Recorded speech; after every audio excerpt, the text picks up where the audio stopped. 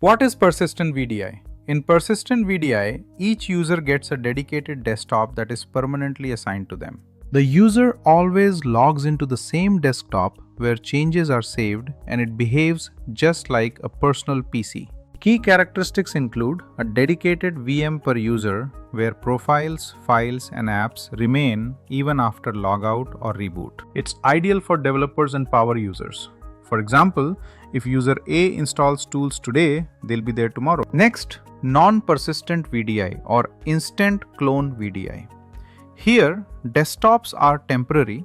Users get a fresh environment every time they log in. Any changes are discarded after logout as the desktop is recreated from a golden image, leading to low storage usage. Perfect for call centers or training labs.